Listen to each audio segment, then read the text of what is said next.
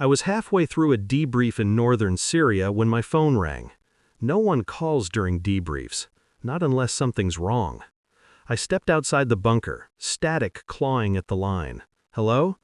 My wife's voice, screaming, muffled, then silence. Then a man spoke, calm, confident. "She's pretty. 1,096 hours, or you'll never see her again." I heard at least 6 voices in the background, different accents, nervous laughter, a woman crying. The line cut. I stared at the sand until everything went white.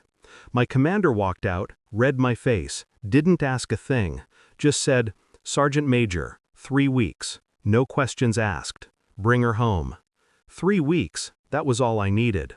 I traced the call's origin in 4 hours, Southern Europe, small coastal town, poor encryption, amateurs. They didn't know who they'd taken.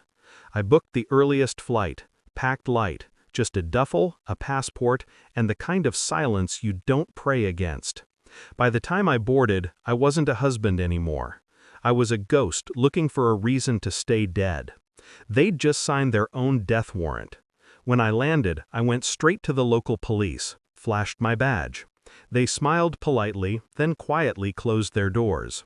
The chief didn't even look me in the eye. I knew why. Someone powerful was paying him to stay blind.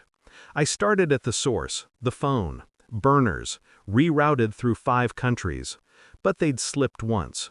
A short-range ping near a shipping yard 2 days before the call.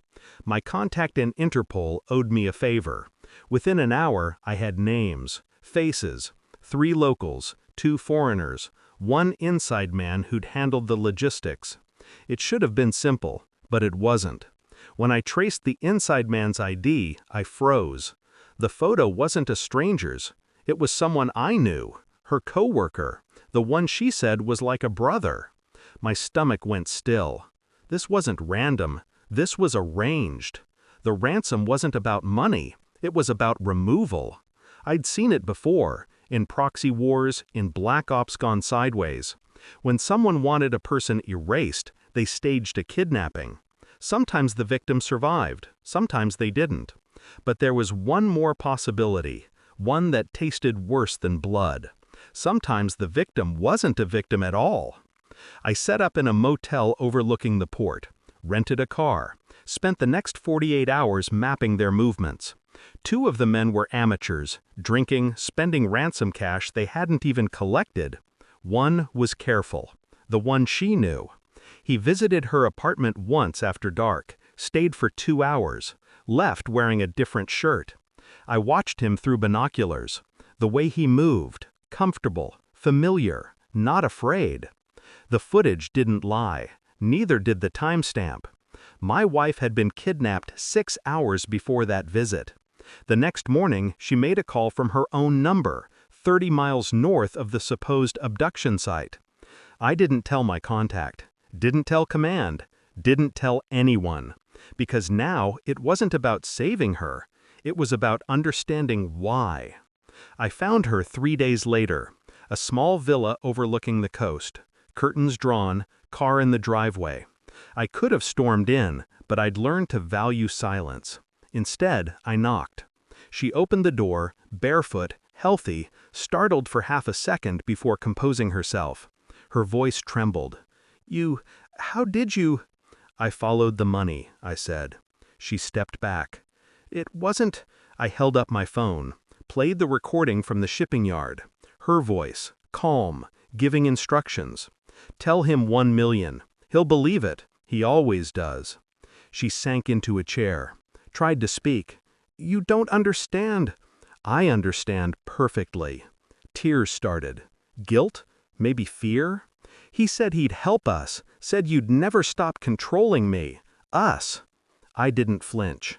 "He played you. Then he sold you out. The others are dead." Her head jerked up. "Dead? What did you do?" I didn't answer. She started to shake. "Please, just let me explain." But explanations are for people who still matter. By nightfall, I'd forwarded the full file, audio, footage, transactions, to her attorney, her employer, and the local police. The charges? Conspiracy to defraud, false report, obstruction of justice. Every detail traceable to her device. No violence, no shouting, just digital truth, a weapon sharper than any blade I ever carried. She called me once, hours later. I didn't pick up. Her voicemail was short, sobbing. "You ruined my life." I almost smiled. "No," I whispered to the empty room. "You ruined your own." The agency recalled me 2 weeks later. "You got what you came for?" my commander asked. "Yes," I said. But it wasn't satisfaction I felt. It was quiet. The kind that comes after an explosion, when the smoke clears and the only thing left standing is truth. I visited the coast once before leaving. Her villa sat empty. Curtains gone, windows boarded. The ocean didn't care. People think betrayal is loud. It isn't. It's a whisper. A click on a burner phone. A kiss you didn't question soon enough. I've been trained to extract information from anyone. But she taught me the hardest truth of all. You can't interrogate love. It confesses only after it's gone.